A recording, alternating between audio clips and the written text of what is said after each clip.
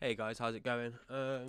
Just let me know if there's any issues with the video quality or the sound quality or anything. 'Cause I'm still getting used to this whole streaming thing, so it's got a lot of room for error. Just gonna write that a comment in case you can't even hear me right now.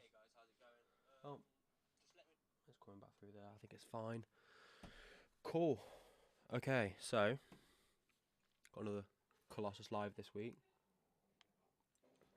It's too early for beer. Yeah, so we've got another Colossus Live this week.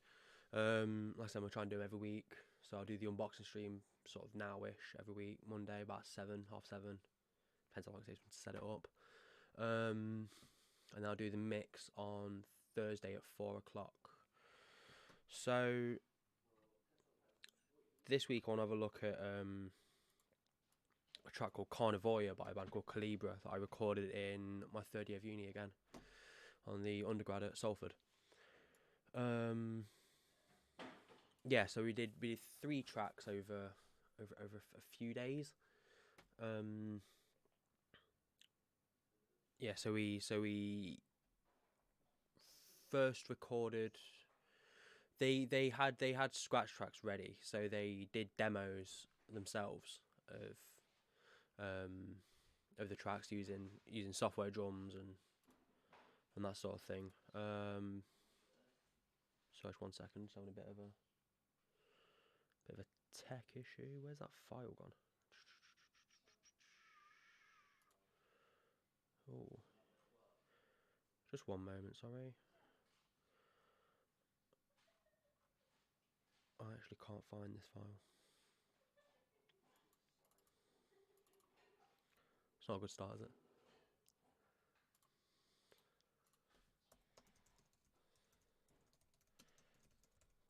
Okay. There we go. Yeah, so they already had sort of demos done themselves, with software drums, sort of rough guitar takes and so on. So we started off. I think they came over to mine to begin with. So this is my apartment in Salford. I was at uni at the time, and tracked bass first of all at my place, just through my Kemper profiler into my DAW. It's super simple. We ended up using the guitar recordings that they'd done themselves because they were more than good enough. But we reamped them through the Kemper into cabs and mic'd up the cabs. And then Mark's joined. Mark was the drummer in Colibra at the time, so hopefully he enjoys what I've done with it. And yeah, literally down memory lane. God, it was about 5 years ago now. It was about this time 5 years ago. It came up on my feed the other day, Mark, when we were recording drums at Salford. There was like a short clip I put on during the drum recording of just the desk. God, it's been 5 years. It's crazy. Yeah, so then we recorded drums at Salford Uni. We did it all in 1 day. I think we had a 6-hour session booked, so it was quite a tight one for recording drums for 3 songs. It was either 6 hours or 9 hours, but that's still an achievement. Mark there is absolute beast of a drummer, just blasted it out. You hear as well. It's not easy music to play. It's demanding. Obviously setup time as well, pack down time. Like, yeah, it was a real just get in there and go kind of session. Just no breaks at all. What else? Yeah, and then we had I think there was 1 session for vocals as well. Yeah, and then mixed it. When I did the initial mix, I mixed it all on the desk, sort of how I explained like I like to do my mixes last week. I mixed it all on the desk at Salford Uni. I had a real thing for just doing desk mixes back then, just doing analog desk mixes. Obviously now I don't really have that luxury. I can't really afford a 36 channel Audient desk as much as I'd like one. So my template will do. Okay, so let's have a listen to that track then. So this is actually the version that I remixed. I think it was last year, towards the end of last year, or was it the year before? No, it was the year before. It was 2018. See what the time's on there. December 2018. I mixed this. Just to go on the portfolio on the website. Yeah, let's give it a listen. See what we think.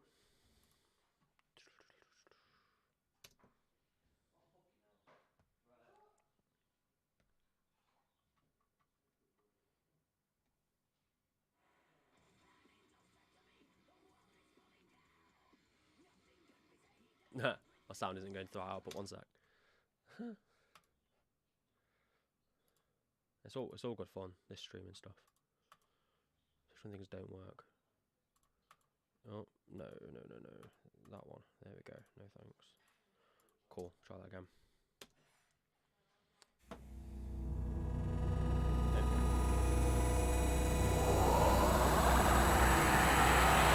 An angel said to me, the world is falling down. Nothing can be saved and everything was set to drown. I saw it all in flames, the temples hit the ground. People wept and gnashed their teeth while bodies fell around. Now do not think me cruel, I said with lies upon my tongue. But do three things to save and do not leave it very long. The tears were down his cheeks from his face unto the earth. He opened up his mouth to speak, but not a word was heard. I need to climb out of my misery. I need to climb and claim the sky. I need to burn before I'm dead and gone. I need to live before I die. He looked to me, his wings they shook in fear or in the gale. His eyes were out and lost his sheen, his red lips cracked him pale. Accepting of his curse and helpless in his choice, he turned around and spoke to me in broken whispering voice. He said, devil man, I welcome you, now turn this place to ash. There's nothing left in me or it, I keep from this collapse. The world is turned to you, I'll not begin again. 1 million years of blood and death upon this race of men. I need to climb out of my misery. No more. I need to climb and claim the sky. Why don't you just die? I need to burn before I'm dead and gone. Take it all. I need to live before I die.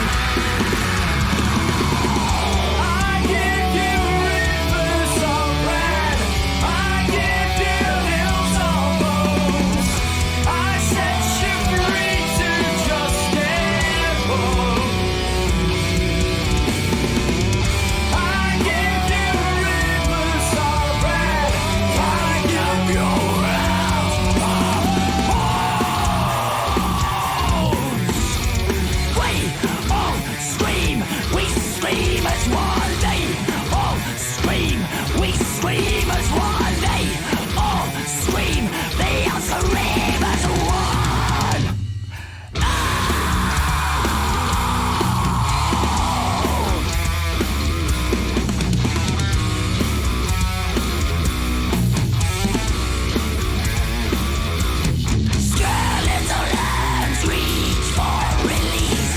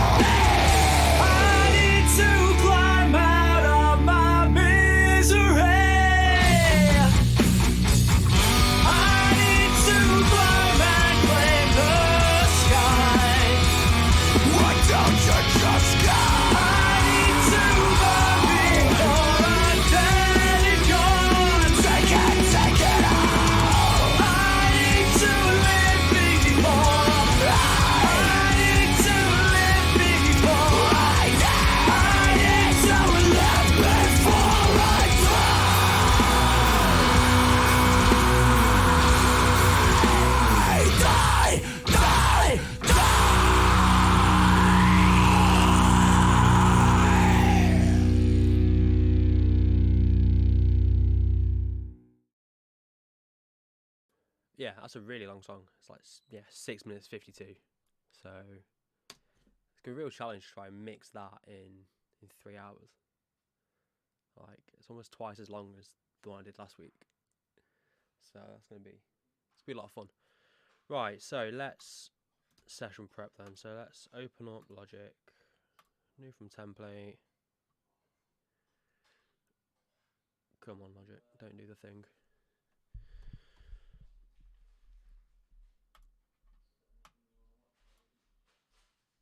Cool.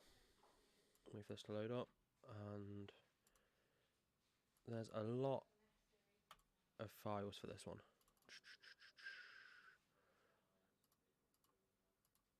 If I can find them. Oh, that's the wrong track. That's why I can't find them there, because that's the wrong track by them. Raws. There we go. Okay. So.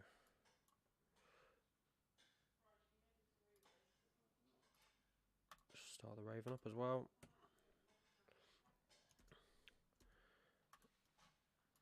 Yeah, cool. Okay. So, just scrolling through this folder here, there is 53 tracks in total.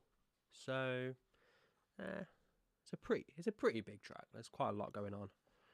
There's there's 19 tracks of drums, 5 tracks of bass, 8 tracks of rhythm guitars, 3 of lead guitars, 2 crunch guitars, and then vocals. Quite a lot of vocals. 15 tracks of vocals, that's including backings and various other bits, and then 1 little synth layer that was right at the start of the track. Okay, so let's get these imported in, and then we can start listening to them and see what's what. I will need to import the tempo information from the other session. I'm not going to do it now, but I will have it done ready for the mix on Thursday, just so that all the delays and everything are in time. Right, kick in and kick out. Load those in.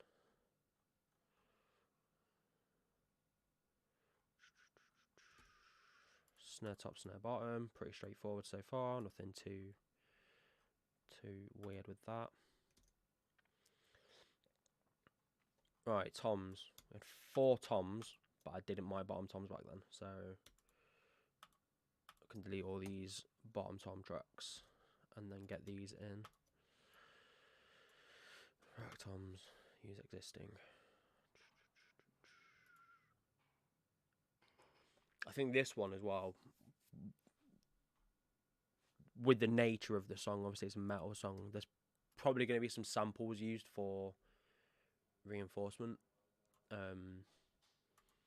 which adds like another layer of complexity to the mix on Thursday. So that'll be fun. Could shoot out some snare samples, some kick samples.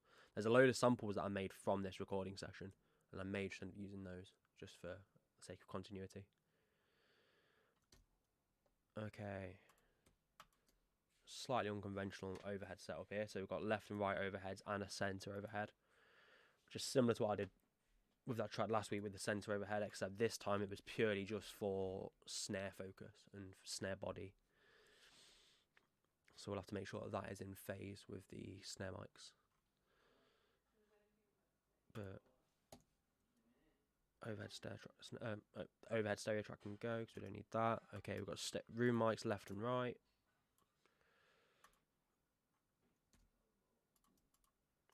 And then ambient left and right. This was the hallway outside the live room that I think I explained last week. There was like a reflective hallway with laminate flooring, and it was like mic stand storage basically, but it just had like this really nice kind of splashy reverberant tone to it. So stick some mics in there. I don't know why I went stereo with that. Like, I'd love to know why I went stereo with that. I don't think I went stereo in the most recent mix. I think I just used one of them because they're essentially the same thing. So eliminating them just sort of makes it a bit tighter phase-wise if you eliminate one of them. But those 2 tracks can go. Okay. Bass. I've got DI, sub, grit, distortion, and distortion. a lot of distortion for bass. We'll get to see what's what. And you can tell this one that I mixed recently because my naming conventions are all the same. I've got sub grit and distortion. Those are my sort of main tones. Drop those in there. Right, guitars. A lot of guitars. Now, we'll have a listen to these in a moment, but I know why there's so many, and it will make sense. Because it's usually pretty excessive, right? Unless it's loads of different sections. But no, these are edited down, so it's oops, wrong one. These are edited down, so it is just like one sort of continuous take.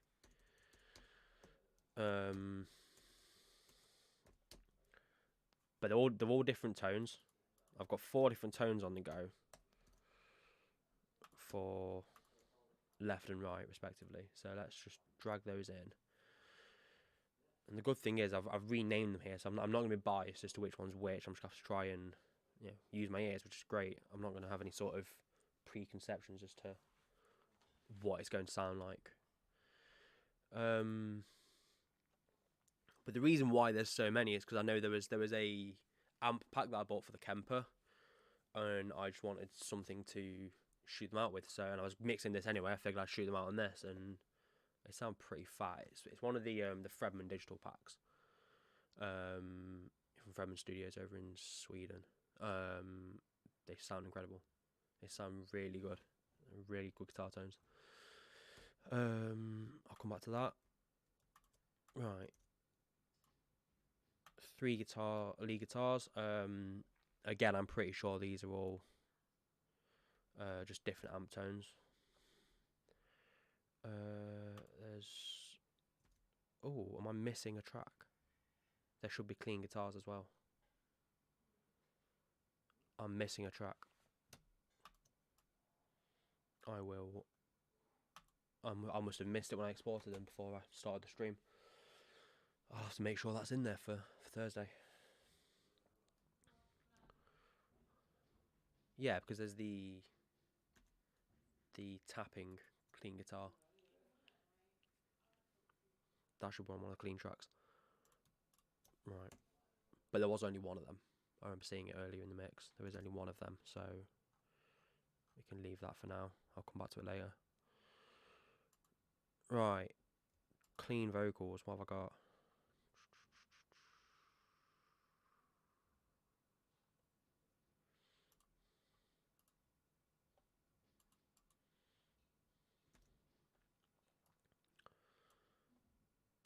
Okay, drag these in. Because of what everything is.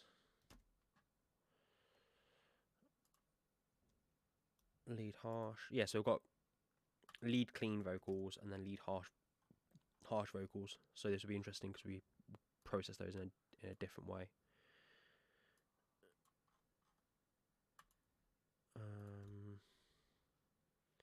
How many harshes have we got? Intro Demon, that's a harsh. You'll see. That's one of the only tracks in this that I've printed the effects onto it, because instead of trying to recreate it, there's not a whole lot of point. Is it even there? Yeah. It's really quiet though.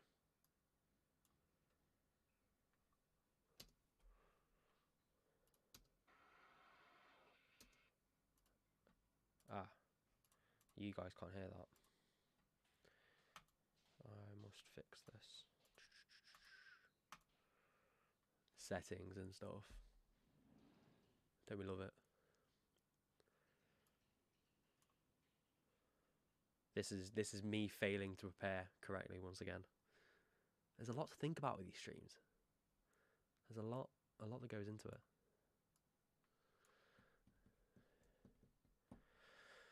Just wait for Logic to do its thing. Hope we're all doing okay, by the way. I hope everyone's alright and is coping with the lockdown and isn't going too mad.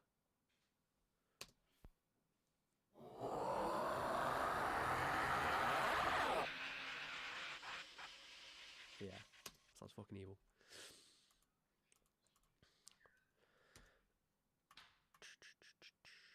Okay, then we've got some clean backings. I'm gonna drag all these backings onto cleans for now, because I think one Tom backing vocal 1 to 7. I think those are all just the chants towards the end of the song, the gang vocal, but I may be wrong. So just drag them in and see what's what. Oh, be great if I made enough tracks, wouldn't it?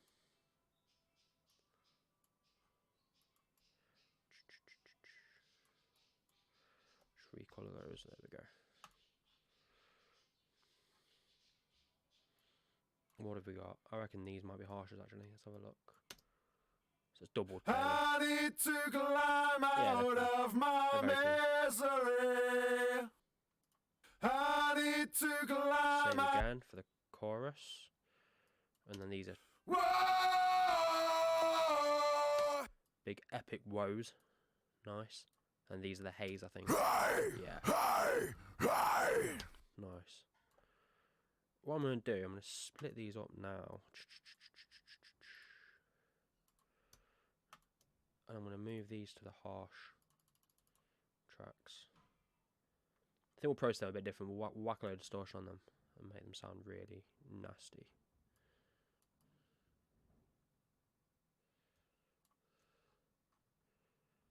There we go.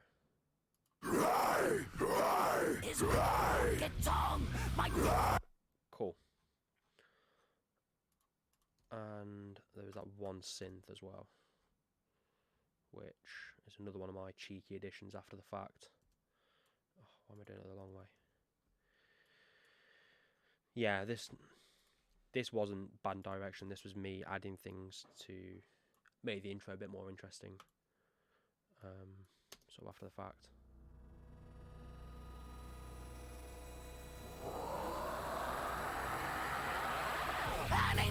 Because coupled with that reverse demon scream,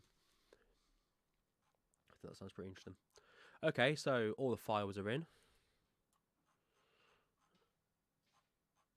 and you're about to hear what a metal song sounds like completely unmixed. It's just trash and chaos. Metal is a battle of noise, and which noise sounds more prominent at which part. That's literally all it is. Flames, the temples hit the ground. People wept and gnashed their teeth while bodies fell around. Now do not think me cruel, I said with lies up on my tongue. But choose 3 things to say and do not leave it very long. The tears were down his cheeks from his face unto the earth. He opened up his mouth to speak, but not a word was heard. I need to climb out of my misery. Those vocal layers are epic, aren't they? That sound great. Right, so let's have a quick flick through. So a few points of interest with this one. I mean, kick's not really doing anything abnormal. Kick in and a kick out. Kick in's giving us all a nice sort of clicky, attacky sound, and the out's giving us all nice and sub, same as what is conventional. The toms have already been edited to remove bleed, so that's one less thing to deal with. Cymbal mics, so I've got hats, china, ride, and splash. I don't know why I didn't mic up the crash as well. If I was, surely if I was micing them all up, maybe. I don't know. Maybe I just felt it came from the overheads enough and didn't see the point. But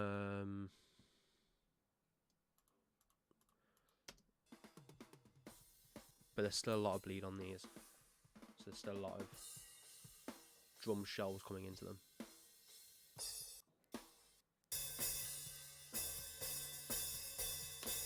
So I may chop those down to the sections where that cymbal was actually playing.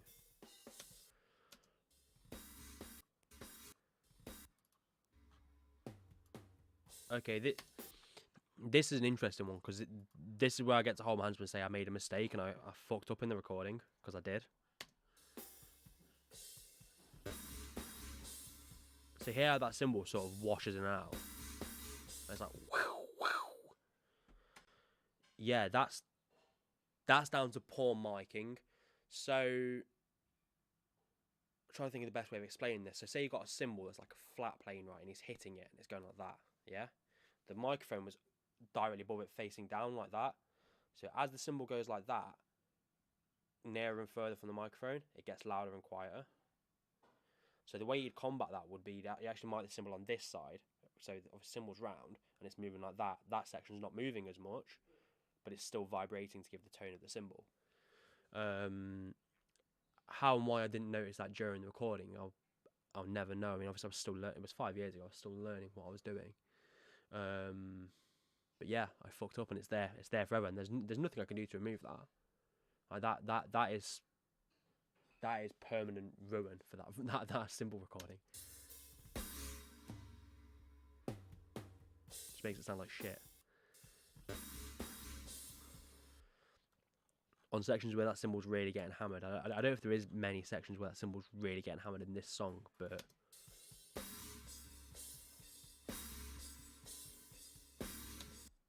yeah, it's a problem. I don't know if there's any cymbals where the ride's getting much abuse in this one either. Yeah, so I'm pretty sure I did the same exact thing with the ride. Where is the ride? I don't know if there's many sections where the ride even gets used in this one. Like I said, we did 3 songs, so obviously I mic'd what was being used for the whole session. But that China mic certainly won't be getting used. I'll just use the overheads for that. Overhead left and right, overhead centre. I just wanted it for that sort of distant snare body, if you like.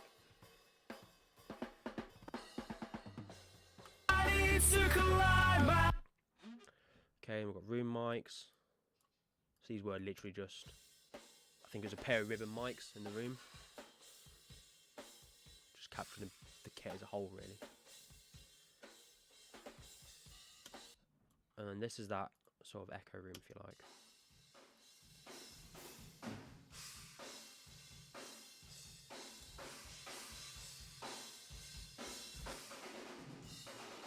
And I probably will just use one of them because the thing is, it was a room in between the hallway and the main live room, and it was like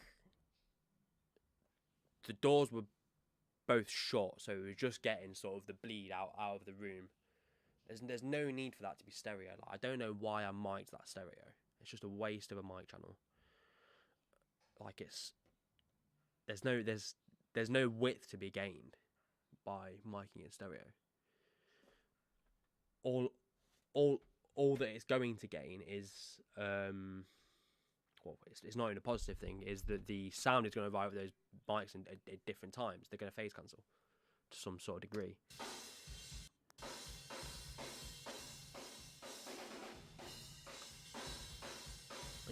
You can sort of tell what that's happening there as well, because the sort of body of the snare and the kick is getting quieter a bit, whilst the cymbals are getting louder. So the low end of those instruments is phase cancelling out and making them sound quieter and thinner. The cymbals aren't really going to be affected by it. Like phase cancellation, at that sort of extremity, phase cancellation doesn't really affect high frequencies as much. It's a bit of a blanket statement, but it just doesn't. Like you go and notice it in the low frequencies before you notice it in the high frequencies. So the fact that the snare just sounds basically invisible there, and the kick even more so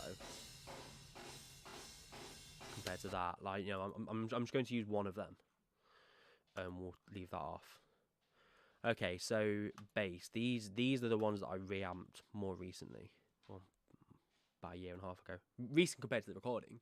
The recording was 5 years ago.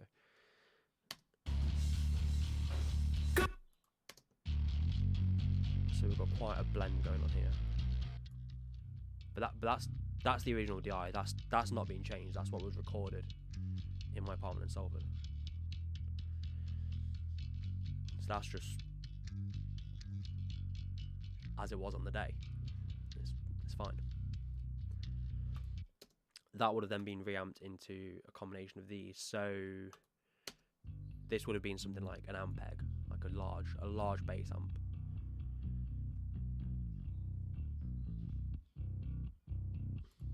Just giving us that nice sort of thick bottom end. This bass grit track, I'm going to presume is a Darkglass B7K. Like I said, just gives us a bit of grit in the mid frequencies that those pedals are really well known for now. Just sound great. And then these two bass distortion tracks, I should really make notes of why I reamp these through. These are probably guitar amps. I've got a bit of a thing for running.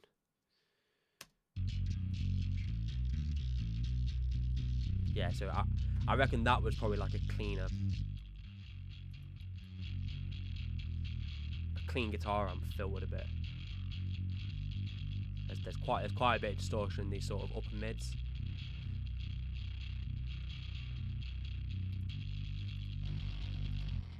And then that was just chaos.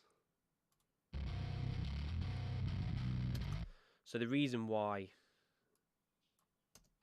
you build a bass tone from loads of different layers like this is you can blend these things to get different elements of each sound, and you can EQ them individually. And like, I'll probably remove all the low frequencies from this bass distortion track, remove all the high frequencies from this bass sub track, and what you're left with then is this massive valley in the mids. Well, the bass grit will fill that, so I'll remove the tops and the bottoms from that, just leave the mids. And what you're doing is just sort of filling in the blanks with these different tracks and bringing out the sort of best of each one to make one bass tone that's got a bit of everything. 5 might be excessive. 3 is generally like what a lot of people seem to go for in terms of blending bass tones. I'm just a dick. I like punishment. Yeah, that'd be fun. Right, guitars. Yeah, so there was L23. Yeah, because there's 23 guitar tracks. There's not really. Imagine if there was. That'd be horrible. Right, I'm pretty sure they're both the same on each side. This is where it's going to be a real test of hearing.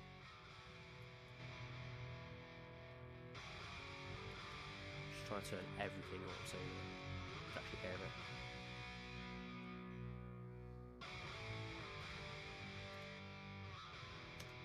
So left and right, four tracks aside. And yeah, I know that these were the Fredman Gent Core bundle. So there's 2 profiles based on the Architect's tone that they did. So it would have been the 2 albums before their most recent one. They did a Fredman.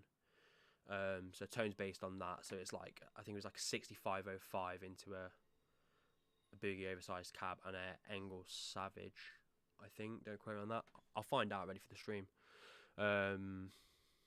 Yeah, so that one is probably the 6505 and that one's probably the Engel, if I was just to guess. And then these 2 are Bring Me the Horizon based profiles. I believe from Sempiternal, possibly, or the album before that. I'm not a massive Bring Me the Horizon fan, so again, I could be wrong on which albums they did at Studio Fredman over in Sweden. But the tones are based on those. Essentially, they've recreated those signal chains that they recorded those albums with and profiled it and then sold the profiles. So I've essentially got those sounds to work with. Just going to tilt the camera a bit forward. There we go. So yeah, I just bought these profiles at the time and wanted someone to test one. And I was mixing this at the time and I was like, well, let's go for it. Like, so just with everything up.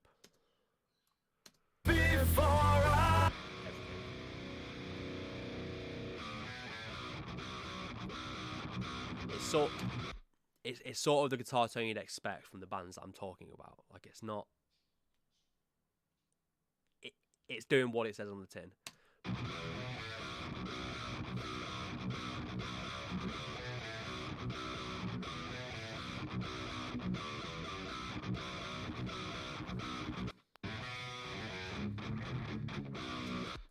chuggy it gets.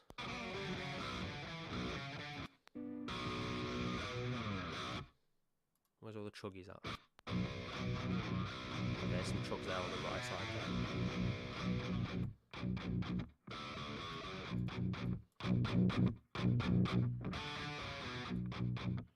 It's pretty meaty. They're pretty meaty amp tones. Quite a nice bit of bite. They're not overbearing. They're not too gainy. They're not fizzy. So what I'll probably do is I'll make a blend for each side. I don't like using the same blend for each side. I like to have a bit of difference. It adds to the stereo width of it. So if you've got the same thing going on both sides, well, you've got a mono signal. Your speakers are moving together like that, right? It's a mono signal. If you've got slightly different blends with slightly different frequencies going on, your speakers are moving more and more separate, and it's more and more stereo. It sounds wider, it sounds bigger. So having different amp tones on each side is a way of working towards that. In the same way as double tracking does as well. Like, these are obviously a DI that was tracked left, and then a DI again that was tracked right. So it's 2 takes. And that obviously contributes to stereo width as well, because it's two. There's going to be subtle differences in the performance from the left side and the right side that contributes to that width. So I'll blend the amp tones and we'll see what we come up with. Right, again, lead guitar. That was probably the Fredman profiles again, but there might be some other. I think I saw some of the Sin Mix ones in there as well. So that's going to be all sorts. I don't know.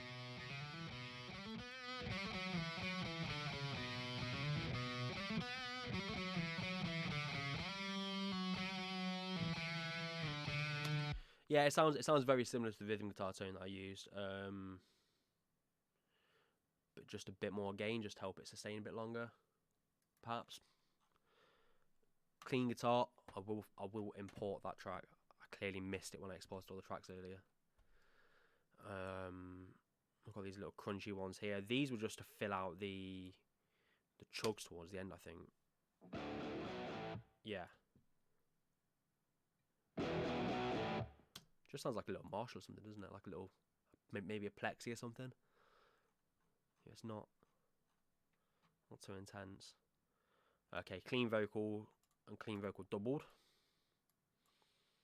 So just to clarify, this band had 2 vocalists, and the guitarist Tom was like the sort of the front man with Stephen as well, the other vocalist.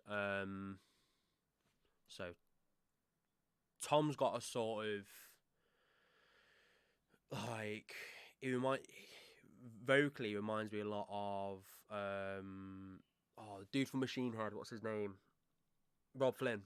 He's a bit Rob Flynny with his vocal. I give you That's not Tom. That's Stephen. Why are they labelled Tom? I need to Okay. They need relabeling. For some reason, they're labelled as Tom. They're not. That's Stephen. climb out of my misery. I need to climb and claim the sky. His vocals are completely bone dry, but it was a decent recording. Went well. I can't remember what mic I used. I think we shot out a few mics for that, so I can't remember what it ended up being. But yeah, and it's just a take and a double. I don't think there's any fancy harmonies or anything going on. I need to burn before I'm dead and gone. But again, that's just double tracking in effect, just to give it that sort of size and that width, because of the sort of differences in pitch and timing. Why have I labelled those as Tom? It's not. It's clearly Steve. I don't know. I must have been really tired when I did that. Right. What have we got down here? Okay, so harsh vocals. We've got Steve's harsh vocal here. Steve sort of does like fry screams. It's like quite high and quite raspy and sort of black metal-y. An angel said to me, the world is falling down. Nothing could be saved and everything was set to drown. It's got this really sort of nasally, breathy quality to it, which I like, but as soon as you whack a load of compression on that, it makes it really apparent. So that's something I'll have to deal with in the mix. People wept and gnashed their teeth while bodies fell around. Now do not think me cruel, I said with lies up on my tongue. But So there's that. There's more of that later on as well. So there's 2 verses. yeah! High bits. Scream! We scream as one! It's like the bridge. Hands reach for release all of fear.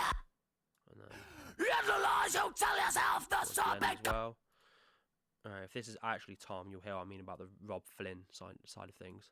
Hey, hey, hey. There's quite a lot of body to his voice, and it's quite deep, especially compared to Steve. Oh, no more, no more. So that's just sort of hype bits in the Why chorus. don't you just go? Yeah, pretty cool. I know I've already shown this earlier on, but I'm gonna show it again. So I've already pre-processed one. I've just kept the processing from the mix because I know that I'm not going to be able to recreate that in that 3-hour session. Maybe that's cheating. I don't know. Call me out if you want, but it sounds sick and I'm sticking with it. So if you don't like it, that's a shame. It's what it is.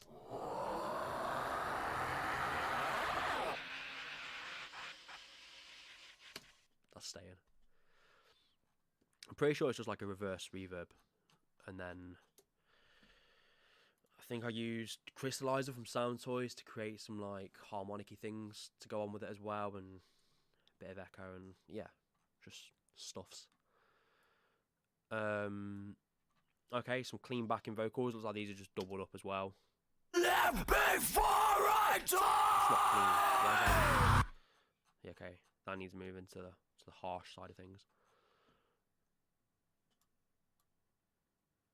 And then we've got I need to climb Rob Flynn. out of my misery. I need It really does sound like Supercharger era Rob Flynn. Like, for those of you that know Machine Head. Who doesn't know Machine Head? If you're into metal, everyone should know Machine Head. Whoa! More of that. Whoa! Oh, there's 3 layers of that. Whoa!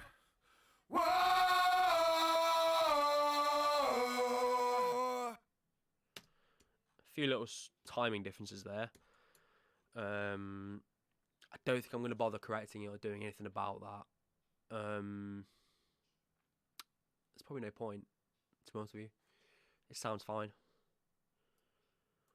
I'm not overly keen on the sort of sterile approach of sort of attacking everything and... Oh, I wonder what these... Okay. So this is where the vocals that I moved earlier were... I can move those tracks because there's nothing on them anymore. It's just the gang chants from Tom.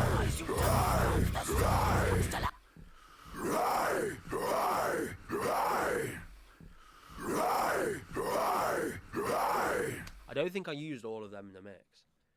Maybe I should have. But I'm pretty sure I just kept it to like 3 of them just to keep it a bit tighter. I don't think I'm going to edit them to make them tight. I'm just going to leave them sort of as is. You know, it's like,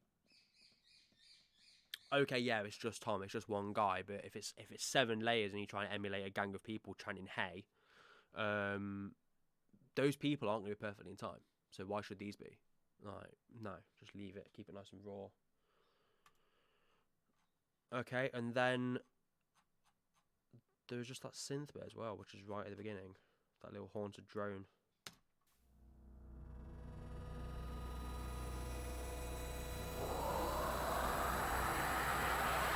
An angel said to me, the world is falling down. Cool. So that is Carnivoria by Colibra. It's going to be interesting to try and mix that in 3 hours. Obviously, like you've seen, there's a lot going on. There's a lot of layers. There's a lot of things to blend in regarding guitar tones, bass tones. I will be blending some samples into it to reinforce the snare, the kick, probably the toms as well.